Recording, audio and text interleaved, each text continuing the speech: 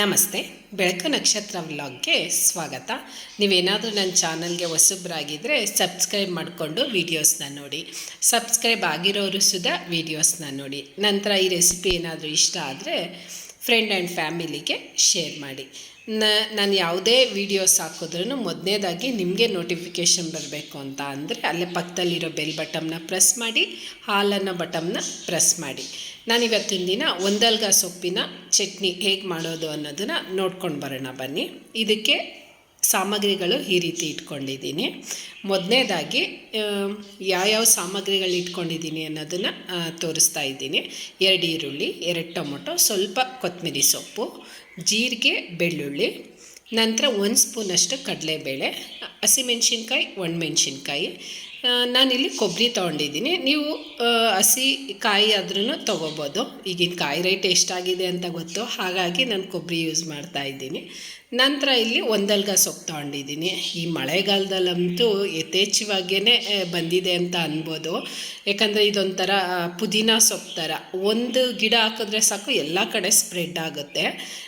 ಮತ್ತು ನೋಡೋದಕ್ಕೂ ತುಂಬಾ ಚೆನ್ನಾಗಿರುತ್ತೆ, ಹಸಿರಾಗಿರುತ್ತೆ, ಮತ್ತು ಆರೋಗ್ಯಕ್ಕೂ ತುಂಬಾ ಒಳ್ಳೆಯದು ಅಂತ ಅನ್ಬೋದು. ಹಾಗಾಗಿ ನಮ್ಮ ಮನೆ ಹತ್ರನೇ ಇರೋದ್ರಿಂದ ನಾನು ಒಂದು ಇಡಿಯಷ್ಟು ಕಿತ್ಕೊಂಡು ಬಂದಿದ್ದೀನಿ. ಈಗ ಮಾಡೋ ವಿಧಾನ ನೋಡ್ಕೊಂಡು ಬರೋಣ ಬನ್ನಿ. ನಾನಿಲ್ಲಿ ಒಂದು ಬಾಣಲೆ ಇಟ್ಕೊಂಡಿದ್ದೀನಿ. ಸ್ಟವ್ ಆನ್ ಮಾಡಿಕೊಂಡು 1 ಸ್ಪೂನಷ್ಟು ಎಣ್ಣೆ ಹಾಕ್ಕೋತಾ ಇದ್ದೀನಿ. ಕೊಬ್ಬರಿ ಎಣ್ಣೆ ಯೂಸ್ ಮಾಡ್ಕೋತಾ ಇದ್ದೀನಿ. ಆ ಎಣ್ಣೆ ಕಾದ ನಂತರ ನಾನಿಲ್ಲಿ 1 ಸ್ಪೂನಷ್ಟು ಕಡಲೆಬೇಳೆ ಹಾಕಿದ ನಂತರ ಲೈಟಾಗಿ ಫ್ರೈ ಮಾಡ್ಕೋಬೇಕಾಗುತ್ತೆ. ಬೇರೆ ಸಾಮಗ್ರಿಗಳು ಹಾಕೋದಕ್ಕೂ ಮುಂಚೆ ಒಂದು ಅರ್ಧ ಹುರ್ಕೊಂಡ್ರೆ ಸಾಕಾಗುತ್ತೆ. ಇಲ್ಲಾಂದರೆ ಬೇರೆ ಸಾಮಗ್ರಿಗಳೆಲ್ಲ ಹಾಕೋ ಟೈಮಲ್ಲಿ ಅದು ಸೀದೋಗೋ ಚಾನ್ಸಸ್ ಇರುತ್ತೆ. ನಂತರ ನಾನಿಲ್ಲಿ ಒಂದು 5ರಿಂದ 6 ಒಣಮೆಣ್ಸಿನ್ಕಾಯಿ, 2 ಹಸಿಮೆಣ್ಸಿನ್ಕಾಯಿ ತೊಗೊಂಡಿದ್ದೀನಿ. ನಂತರ 1 ಸ್ಪೂನಷ್ಟು ಜೀರಿಗೆ, 1 ಬೆಳ್ಳುಳ್ಳಿ, ಇಷ್ಟನ್ನು ತೊಗೊಂಡು ಸ್ವಲ್ಪ ಲೈಟಾಗಿ ಫ್ರೈ ಮಾಡ್ಕೊತಾ ಇದ್ದೀನಿ. ಆದಷ್ಟು ಉರಿನ ಕಡಿಮೆನೇ ಇಟ್ಕೋಬೇಕಾಗುತ್ತೆ, ಎಲ್ಲ ಹುರ್ಕೋಬೇಕಾಗುತ್ತೆ.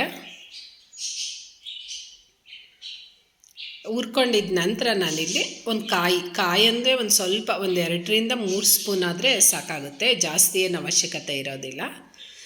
ಕೊಬ್ಬರಿ ಹಾಕ್ಕೋತಾ ಇದ್ದೀನಿ ನಾನು ಹೇಳ್ದಂಗೆ. ಆ ಕೊಬ್ಬರಿನೂ ಚೆನ್ನಾಗಿ ಹುರ್ಕೋತಾ ಇದ್ದೀನಿ. ನಂತರ ಇಲ್ಲಿ ನಾನು 2 ಈರುಳ್ಳಿ ಕಟ್ ಮಾಡಿ ಇಟ್ಕೊಂಡಿದ್ನಲ್ಲ, ಆ ಈರುಳ್ಳಿನೂ ಹಾಕ್ಕೊಂಡು ಆ ಈರುಳ್ಳಿ ಎಲ್ಲ ಸಾಫ್ಟ್ ಆಗೋವರೆಗೂ, ಸ್ವಲ್ಪ ಕಲರ್ ಚೇಂಜ್ ಆಗೋವರೆಗೂ ಹುರ್ಕೋಬೇಕಾಗುತ್ತೆ. ಆ ಎಣ್ಣೆನಲ್ಲೇ ಎಲ್ಲ ಚೆನ್ನಾಗಿ ಫ್ರೈ ಮಾಡ್ಕೋಬೇಕು. ಈಗ ನೋಡಿ ಕಲರು ಚೇಂಜ್ ಆಗಿದೆ, ಸ್ವಲ್ಪ ಸಾಫ್ಟಾಗೂ ಆಗಿದೆ. ನಂತರ ಈಗ ನಾನು ತೊಳೆದು ಎತ್ತಿಟ್ಕೊಂಡಿರೋ ಒಂದಲ್ಗ ಸೊಪ್ಪು ಹಾಕ್ಕೋತಾ ಇದ್ದೀನಿ.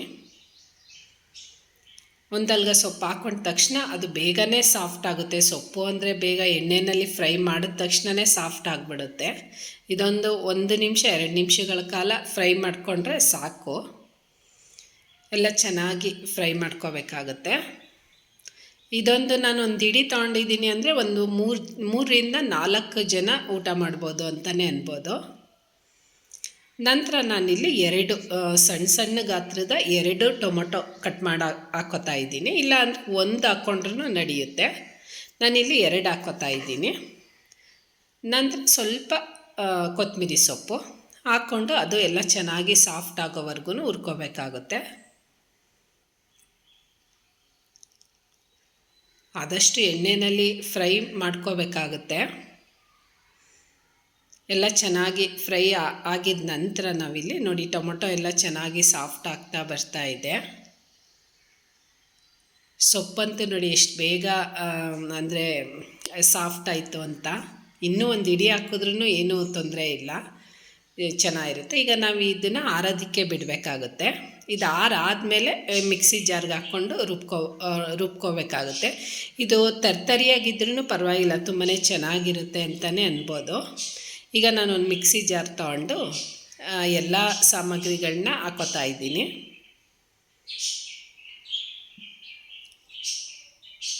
ಇದಂತೂ ತುಂಬಾ ಟೇಸ್ಟ್ ಚೆನ್ನಾಗಿರುತ್ತೆ ಅಂತಲೇ ಅನ್ಬೋದು.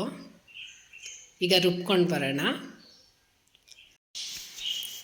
ಈಗ ರುಚಿಗೆ ತಕ್ಕಷ್ಟು ಉಪ್ಪು ಹಾಕ್ಕೋತಾ ಇದ್ದೀನಿ. ಮೇಯ್ನಾಗಿ ಉಪ್ಪೇ ಮರೆತುಬಿಟ್ಟಿದೆ, ಹಾಗಾಗಿ ಉಪ್ಪು ಹಾಕ್ಕೊಂಡು ಸ್ವಲ್ಪ ಒಂದು ಅರ್ಧ ಲೋಟದಷ್ಟು ನೀರು ಹಾಕ್ಕೊಂಡು ರುಬ್ಕೊಬರ್ಬೇಕಾಗುತ್ತೆ. ಈಗ ರುಬ್ಬಿದ್ದಾಗಿದೆ ನೋಡಿ. ಒಂದು ಪ್ಲೇಟ್ಗೆ ತೆಗ್ದಿಟ್ಕೊತಾ ಇದ್ದೀನಿ. ಇದು ಯಾವುದೇ ನೀರಾಗಲಿ ಆ್ಯಡ್ ಮಾಡ್ಕೋತಾ ಇಲ್ಲ, ಯಾಕಂದರೆ ನಾವು ಮಾಡ್ತಾ ಇರೋದು ಚಟ್ನಿ ಅಲ್ವಾ, ಹಾಗಾಗಿ ನೀರೇನು ಹಾಕೋ ಅವಶ್ಯಕತೆ ಇಲ್ಲ. ರುಬ್ಬೋದಕ್ಕೆ ಎಷ್ಟು ಬೇಕೋ ಅಷ್ಟು ಮಾತ್ರ ನೀರು ಹಾಕ್ಕೊಂಡ್ರೆ ಸಾಕು, ಯಾಕಂದರೆ ಟೊಮೊಟೊನಲ್ಲೂ ನೀರಿನ ಅಂಶ ಇರುತ್ತೆ. ಸ್ವಲ್ಪ ನೀರು ಹಾಕ್ಕೊಂಡ್ರೆ ಸಾಕಾಗುತ್ತೆ. ಈಗ ನೋಡಿ ಚಟ್ನಿ ರೆಡಿಯಾಗಿದೆ. ಇದೇ ಚಟ್ನಿ ಅಂತ ಇದು ಮಾಡೋದಕ್ಕಾಗೋದಿಲ್ಲ. ಈ ಚಟ್ನಿಗೆ ಒಂದು ಒಗ್ಗರಣೆ ಕೊಟ್ಕೊಂಡ್ರಂತೂ ತುಂಬಾ ಚೆನ್ನಾಗಿರುತ್ತೆ ಅಂತ ಅನ್ಬೋದು. ಒಂದು ಒಗ್ಗರಣೆಗೆ ರೆಡಿ ಮಾಡ್ಕೊಳ್ಳೋದ ಬನ್ನಿ. ಒಂದು ಬಾಂಡಿ ಇಟ್ಕೊಂಡಿದ್ದೀನಿ, ಅದಕ್ಕೆ 1 ಸ್ಪೂನಷ್ಟು ಎಣ್ಣೆ ಹಾಕ್ಕೋತಾ ಇದ್ದೀನಿ. ಆ ಎಣ್ಣೆ ಕಾದ ನಂತರ ಜೀರಿಗೆ ಹಾಕ್ಕೋಬೇಕು. ಜೀರಿಗೆ ಸಿಡ್ದಿದ ನಂತರ ನಾನಿಲ್ಲಿ ಒಣಮೆಣ್ಸಿನ್ಕಾಯಿ ಹಾಕ್ಕೋತಾ ಇದ್ದೀನಿ. ಒಣಮೆಣ್ಸಿನ್ಕಾಯಿ ಎಲ್ಲ ಚೆನ್ನಾಗಿ ಫ್ರೈ ಆಗಿದ ನಂತರ ಮೇಯ್ನಾಗಿ ಕರಿಬೇವು ಹಾಕ್ಕೋತಾ ಇದ್ದೀನಿ.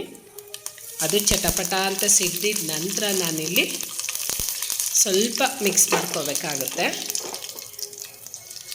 ಮಿಕ್ಸ್ ಮಾಡ್ಕೊಂಡಿದ್ದ ನಂತರ ನಾನಿಲ್ಲಿ ಹಿಂಗೆ ಹಾಕ್ಕೋತಾ ಇದ್ದೀನಿ. ನಿಮಗೆ ಬೇಕು ಅಂತ ಅಂದರೆ ಬೆಳ್ಳುಳ್ಳಿನೂ ಬೇಕಾದರೆ ನೆಜ್ಜಿಬಿಟ್ಟು ಹಾಕ್ಕೋಬೋದು, ಇಲ್ಲ ಅಂದರೆ ಹಿಂಗೆ ಹಾಕ್ಕೋಬೋದು. ಈಗ ಸ್ಟವ್ ಆಫ್ ಆಗಿದೆ, ಆಫ್ ಮಾಡ್ಕೊಂಡಿದ್ದೀನಿ. ಆನಂತರ ರುಬ್ಬಿಟ್ಕೊಂಡಿರೋ ಚಟ್ನಿನ ಹಾಕ್ಕೋತಾ ಇದ್ದೀನಿ. ಈ ಚಟ್ನಿ ಬಿಸಿ ಮಾಡೋ ಅವಶ್ಯಕತೆ ಇಲ್ಲ, ಹಾಗಾಗಿ ಈಗ ಒಗ್ಗರಣೆ ಎಲ್ಲ ನೀಟಾಗಿ ಆ ಚಟ್ನಿ ಜೊತೆ ಮಿಕ್ಸ್ ಆಗೋ ಥರ ಮಿಕ್ಸ್ ಮಾಡ್ಕೋಬೇಕಾಗುತ್ತೆ. ಈಗ ಒಂದು ಸರ್ವಿಂಗ್ ಬೌಲ್ಗೆ ಹಾಕ್ಕೊಳ್ಳೋದ. ಇದಂತೂ ತುಂಬಾ ಹೆಲ್ತ್ಗೆ ಒಳ್ಳೆಯದು ಅಂತ ಅನ್ಬೋದು, ಆರೋಗ್ಯಕ್ಕಂತೂ ತುಂಬಾ ಒಳ್ಳೆಯದು. ಮತ್ತು ಚಿಕ್ಕ ಮಕ್ಳಿಗಂತೂ ಮೆಮೊರಿ ಅಂದರೆ ಮೆದುಳಿಗಂತೂ ತುಂಬಾ ಒಳ್ಳೆಯದು ಅಂತ ಅನ್ಬೋದು. ನೆನಪಿನ ಶಕ್ತಿ ಹೆಚ್ಚು ಮಾಡುತ್ತೆ ಅಂತಲೇ ಅನ್ಬೋದು. ಡೈಲಿ ಯಾವುದಾದ್ರೂ ಮುಖಾಂತರ ಒಂದಲ್ಗ ಸೊಪ್ಪನ್ನ ಯೂಸ್ ಮಾಡೋದ್ರಿಂದ ನಮ್ಮ ಮೆದುಳು ಚುರುಕಾಗುತ್ತೆ. ಮತ್ತು ಚಿಕ್ಕ ಮಕ್ಳಿಗಂತೂ ತುಂಬಾ ಒಳ್ಳೆಯದು.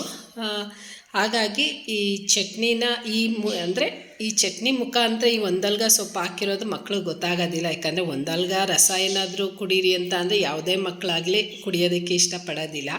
ಹಾಗಾಗಿ ಈ ರೀತಿ ಚಟ್ನಿ ಮಾಡಿಕೊಡೋದ್ರಿಂದ ಗೊತ್ತಾಗೋದು ಇಲ್ಲ. ಚಪಾತಿ, ಇಡ್ಲಿ, ದೋಸೆಗಂತೂ ತುಂಬಾ ಚೆನ್ನಾಗಿರುತ್ತೆ ಅನ್ಬೋದು. ಮತ್ತು ಬಿಸಿ ಅನ್ನಕ್ಕಂತೂ ಒಂದು ಸ್ಪೂನ್ ತುಪ್ಪ ಹಾಕ್ಕೊಂಡು ತಿಂತಾ ಇದ್ರಂತೂ 1-2 ತುತ್ತು ಜಾಸ್ತಿನೇ ತಿಂತೀರಾ ಅಂತ ಅನ್ಬೋದು, ಅಷ್ಟು ರುಚಿ ಇರುತ್ತೆ ಅಂತ ಅನ್ಬೋದು. ಈ ರೆಸಿಪಿ ಇಷ್ಟ ಆಯಿತಾ? ಫ್ರೆಂಡ್ ಆ್ಯಂಡ್ ಫ್ಯಾಮಿಲಿಗೆ ಶೇರ್ ಮಾಡಿ. ನಂತರ ನೆಕ್ಸ್ಟ್ ವ್ಲಾಗಲ್ಲಿ ನೆಕ್ಸ್ಟ್ ರೆಸಿಪಿ ಜೊತೆ ನಾನು ನಿಮ್ಮ ಜೊತೆ ಸಿಗ್ತೀನಿ. Thank you.